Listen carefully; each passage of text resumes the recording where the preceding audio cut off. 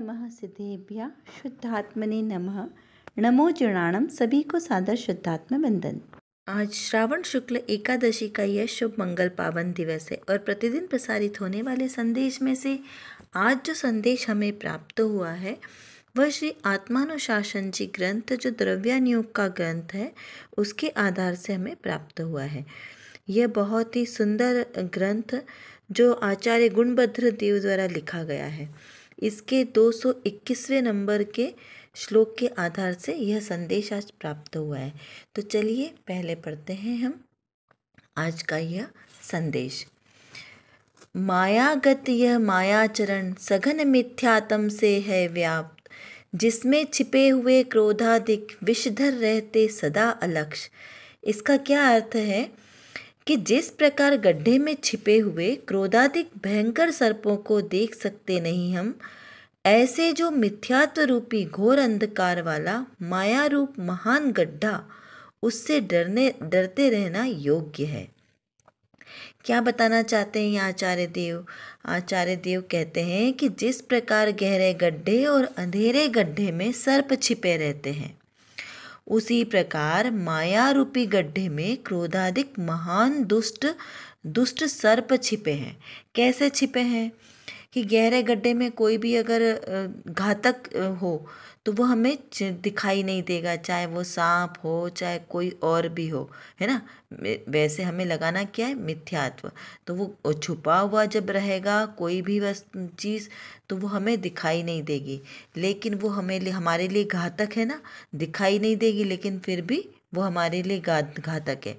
तो उसी प्रकार जो छिप छिप कर हम पर वार करता है, जो पूजा की लाइनों में आता ना, छिप छिप कर प्रतिपल पलता है।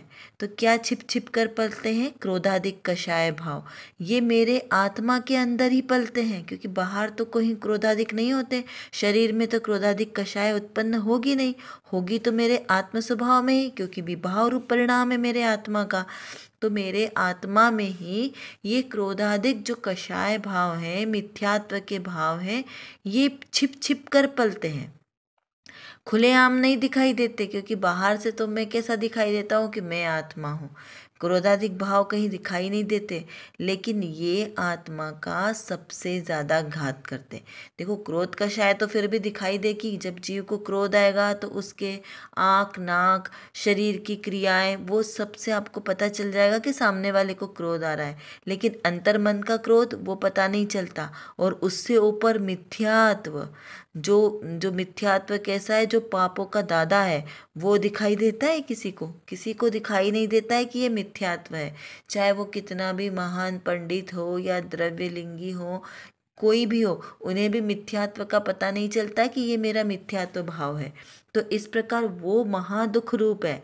तो ऐसे मिथ्यात्व रूपी अंधकार के ऐसे गहरे गड्ढे में ये जो क्रोधाधिक कषाय छिप कर पलते, क्योंकि उनको क्या है? आश्रय मिलता है।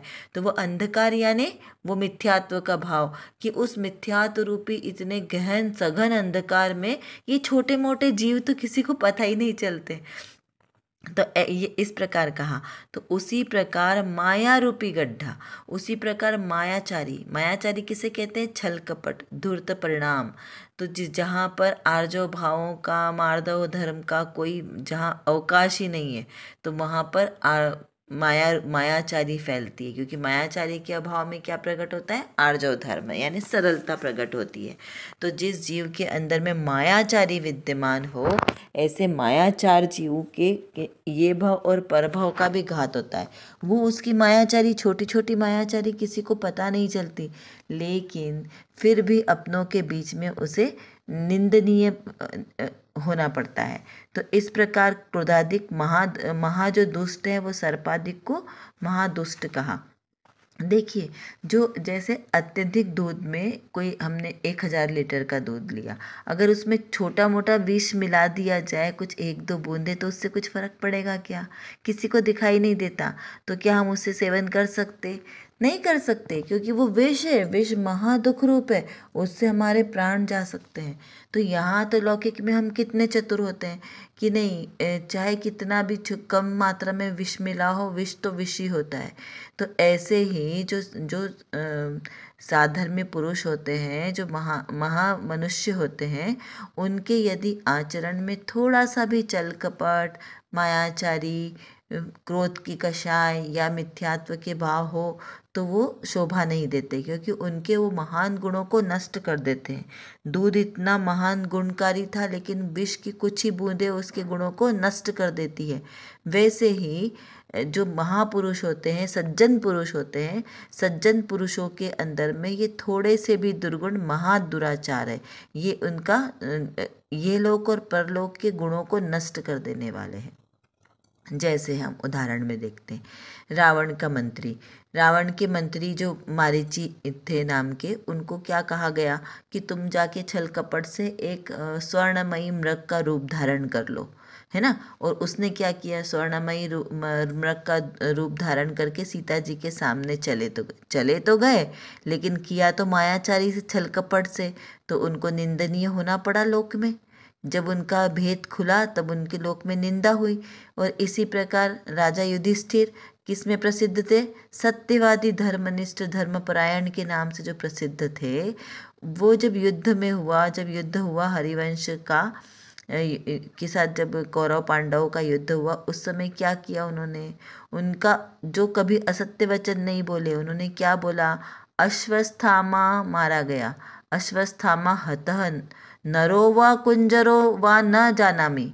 क्या कहा कि वह अस्थमा मारा गया, लेकिन वह नर है या पशु है ये नहीं मालूम, लेकिन किए तो मायाचारी के परिणाम ना। मायाचारी के रूप से उन्होंने कहा कि अवस्थामा मारा गया, तो अश्वस्थामा था कौन, हाथी का नाम भी था और द्रोणाचार्य जी के पुत्र का नाम भी था। तो लोगों को तो दूसरों को पता नहीं चला कि कौन मारा गया, और जब भेद खुला तब कितना उनका अपयश हुआ कि अरे ये तो धर्मनिष्ठ थे, फिर भी इन्होंने झूठ बोला, छल से बोला। तो कहने में क्या कह दिया कि युद्ध में और प्रेम में सब जायज है, ऐसा नहीं होता। मायाचारी का परिणाम तो मायाचारी का ही परिणाम था। वो दो मुनिराज जो वन में मासोपास करने के लिए बैठे थे, उन्होंने क्या कहा, वो लोगों ने आके पूजा की और उन्होंने मान लिया, तो मायाचारी के परिणाम से उनको तिर्यंच गति का बंध हुआ ना। तो यानी कि बंध नहीं छूटता, मायाचारी का परिणाम तो मायाचारी का परिणाम होता है, जो हमारा जितना भी हमारा कमाया हुआ जो शुभ आचरण है, सद्गुण है, उन सबको नष्ट कर देने वाला है, ऐसा मायाचारी का परिणाम है। तो क्या कहा कि उसी प्रकार मायाचारी रूपी गड्ढे में क्रोधाधिक जो महादुष्ट पलते हैं, इनसे बचो, इनका यहाँ पे इनका संग छोड़ो, इनसे डरो। क्यों? क्योंकि ये हमारे सद्गुणों का घात करने वाले हैं। इसीलिए बुद्धिपूर्वक क्या करना चाहिए, मायाचारी के परिणाम को त्यागना चाहिए, क्योंकि मायाचारी का परिणाम तिर्यंच गति का बंध कराने वाला है और हमारे सद्गुणों को नष्ट करने वाला है। चलिए अब देखते हैं आज की रत्नकणिका में कौन सी विशेष बात आई है। रत्नकणिका में जो आज प्रश्न है वो श्री पुरुषार्थ सिद्धोपाय जी ग्रंथ के 47 नंबर के श्लोक के आधार से लिया गया है। बहुत ही सुंदर यह पुरुषार्थ सिद्धोपाय जी ग्रंथ है, जो आचार्य देव की मौलिक रचना है। कौन से आचार्य? अमृतचंद्र आचार्य देव।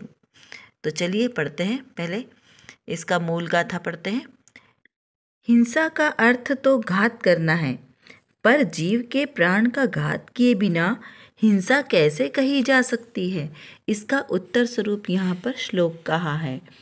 यस्मात् स कषाय संहन्यत्यात्मा प्रथममात्मनात्मनं पश्चाज्जयते न वा हिंसा प्राण्यंतराणाम तु। इसका क्या अर्थ है? यस्मात् यानी कारण की, आत्मा यानी मैं, जीव की बात चल रही है यहाँ पे।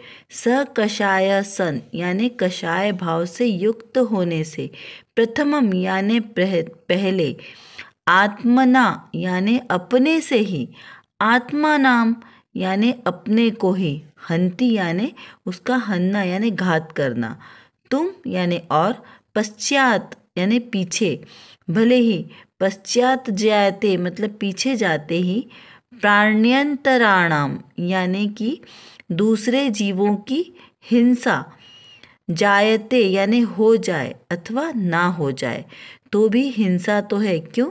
क्योंकि स्वयं के परिणामों का घात हुआ। तो इसका अर्थ क्या निकला कि जो किसी जीव को का कषाय भाव युक्त यदि किसी जीव को मारने का परिणाम हुआ, वह आत्मा पहले तो अपने ही द्वारा अपना ही घात करती है, पश्चात अन्य प्राणी जीवों का घात हो या ना हो उससे यहाँ पर प्रयोजन नहीं है। जैसे हम एक सिंपल सा उदाहरण लेते, यदि हमें क्रोध आया तो क्या किया हमने? क्रोध आया तो सबसे पहले तो हमारे परिणाम मतलब अशुद्ध हुए, तब जाके हमें क्रोध आया। तो क्रोध आने से हमारी मुखाग्रति चेंज हुई ना, और क्रोध आने से परिणाम, जिनको बहुत ज़्यादा क्रोध आता है ना, उन्हें कॉन्स्टिपेशन की प्रॉब्लम ज़्यादा रहती है, धीरे धीरे डायबिटीज़ और फिर अपनी हाई बीपी, ये सारी प्रॉब्लम्स उनको क्रिएट होने लगती है।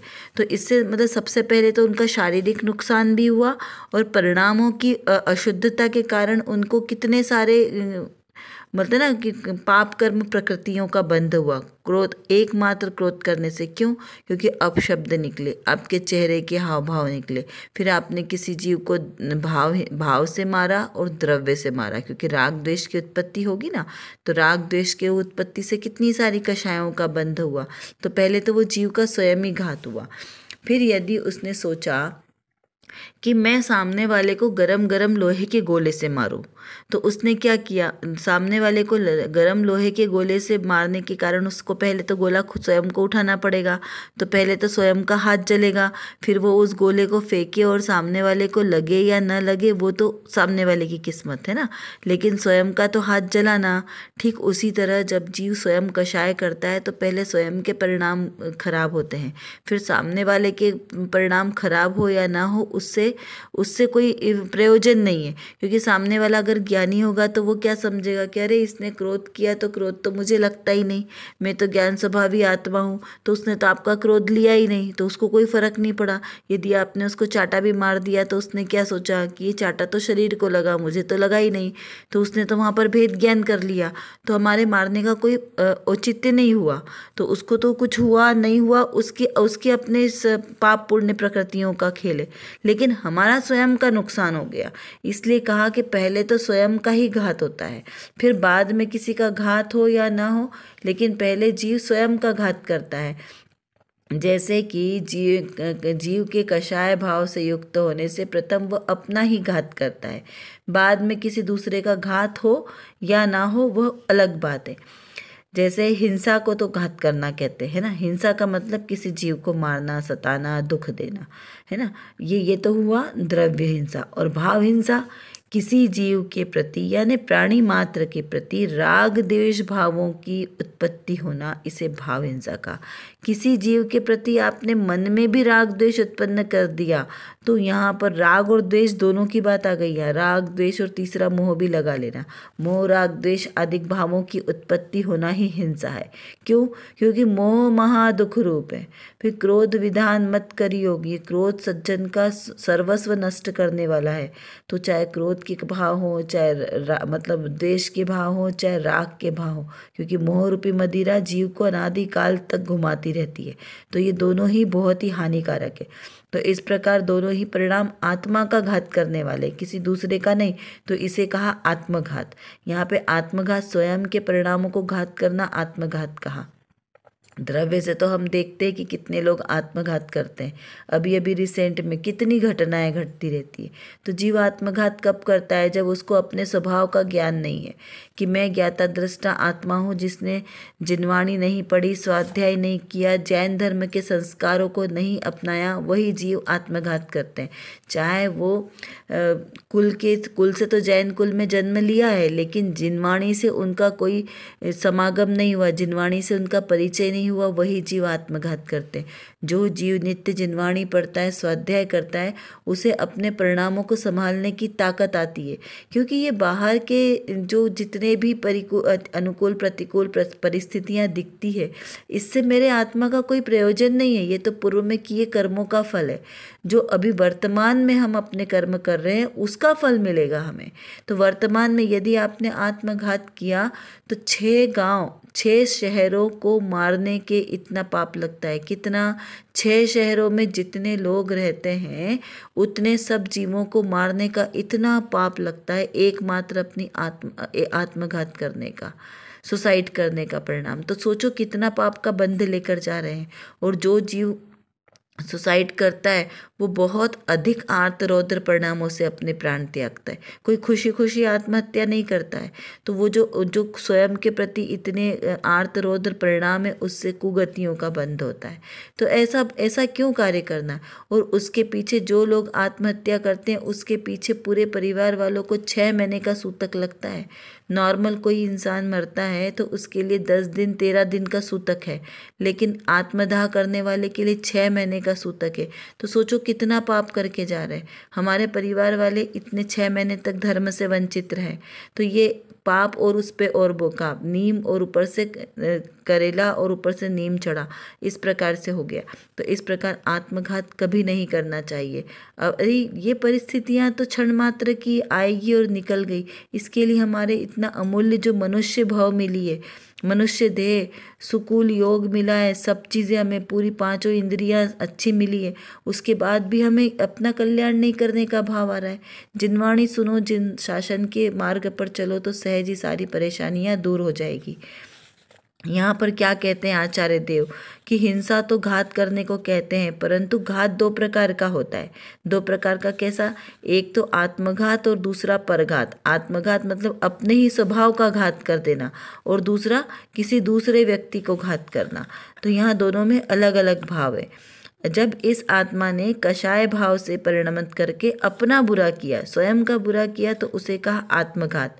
तो पहले तो वो स्वयं अपने आत्मा का बुरा करता है, अपने परिणामों को विशुद्ध करके, अपने परिणामों को अशुद्ध करके, तो स्वयं का घात करता है। पश्चात अन्य जीव का आयुष्य पूरा हो गया हो अथवा उसके पाप का उदय हो। क्या कहा कि अन्य जीव का जिसका उसने घात किया है, जिसको उसने मारा है, यदि उसकी आयु पूरी हो गई होगी तो वो जीव मरेगा, या तो उसके पाप का उदय होगा, तो उसका बुरा होगा। तो क्योंकि वो भी किसके अधीन है? वो उसके स्वयं के अधीन है। यदि उसकी आयुष कर्म बचा होगा तो आप उसे मारोगे तो भी वो मरेगा नहीं, क्योंकि उसका आयुष कर्म पूरा होता। तुम्हारा तो प्रयास करना विफल हो गया, तुमने उसको मारने का भाव कर लिया, इसमें तुम्हें पाप का बंध हो गया।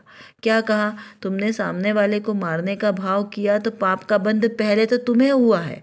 वो अभी तो उसको तुमने मारा ही नहीं है, लेकिन सिर्फ भाव मात्र किया है कि मैं इसको मार डालूं, और उतने में बंध आपको पहले हो गया।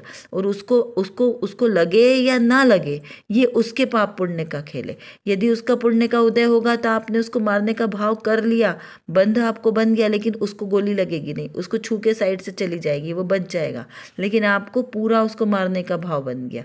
क्या कहा? कितनी सूक्ष्म बात है। वो जीव को आपकी गोली नहीं लगी, आपने गोली चलाई और उस जीव को लगी नहीं, उसके साइड से निकल गई, वो जीवित बच गया, कुछ उसको खरोच भी नहीं आई, लेकिन आपको उसको मार डालने का पाप लग गया। क्यों? क्योंकि आपने भाव किया, संकल्प ही हिंसा की, आपने संकल्प पूर्वक हिंसा की ना, तो भाव लग गया। इसमें ना 4 प्रकार की हिंसा और कही जाती। दो प्रकार की हिंसा तो है, द्रव्य हिंसा और भाव हिंसा। एक तरह से 4 प्रकार की और कही है।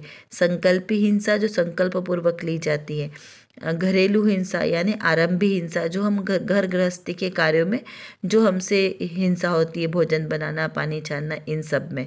उद्योगी हिंसा जो व्यापार धंधा आदि करने के निमित्त से जो हमारी हिंसा होती है, कोई चाह के करता है, छल कपट मायाचारी करके, और कोई अनजाने में अनायास हो जाती है, तो वो दोनों प्रकार की। विरोधी हिंसा जो जो जो जो जिन धर्म को सुरक्षित रखने के लिए, जिन धर्म के विरोधियों के लिए जो हिंसा की जाती है, उसे विरोधी हिंसा कहते हैं।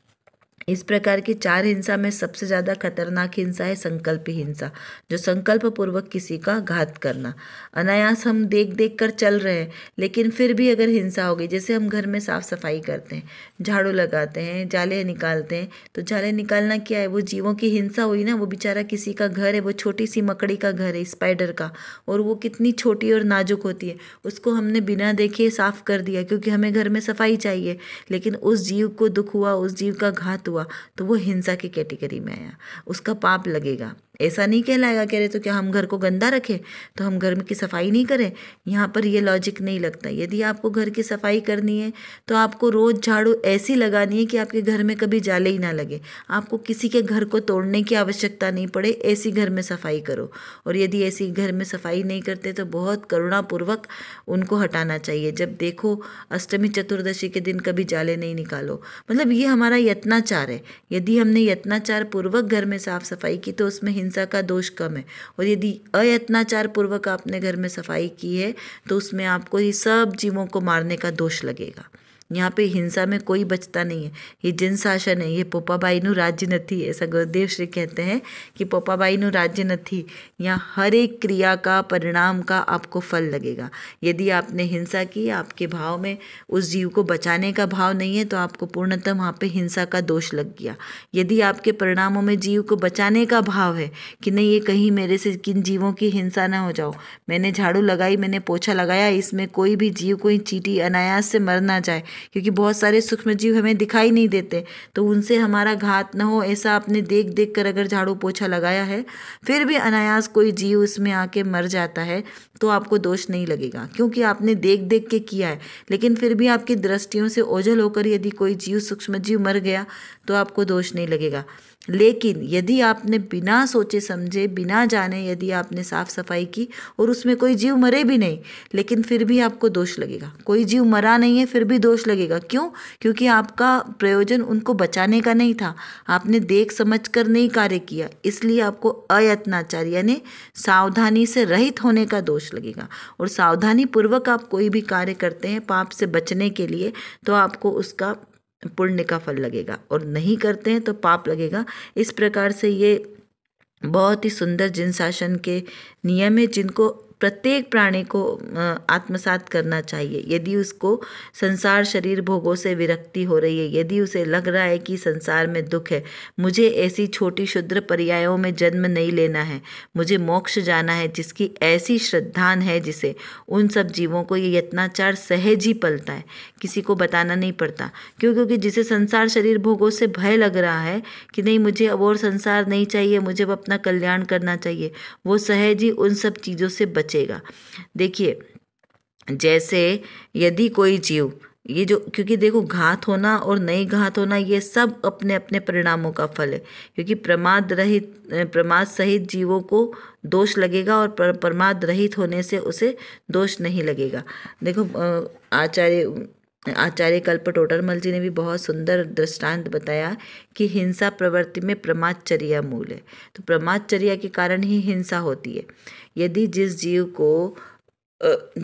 को टॉप पे आना है एग्ज़ाम में, है ना, कोई स्टूडेंट है उसको टॉप पे आना है, तो वो क्या करेगा, वो अपनी एग्ज़ाम की तैयारी ऐसा करेगा कि एग्जामिनर कहीं से भी प्रश्न पूछे वो हमेशा उत्तीर्ण हो। क्यों? क्योंकि उसका उद्देश्य क्या है, टॉप पे आना।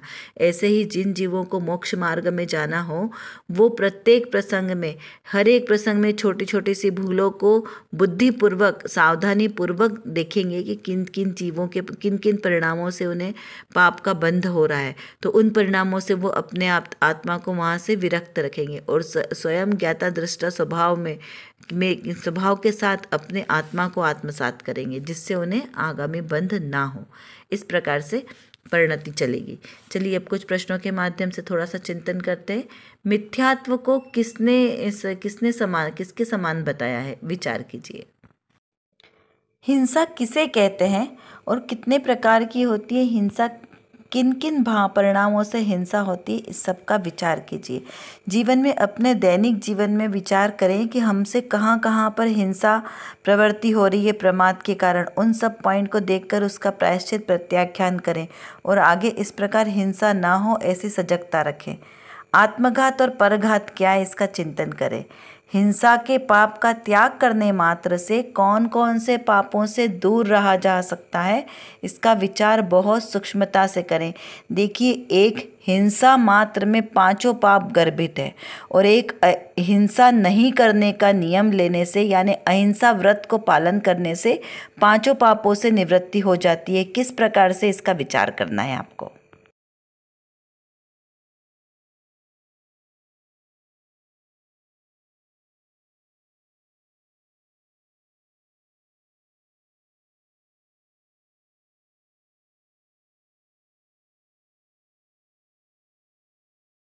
कर विचार तो पाम।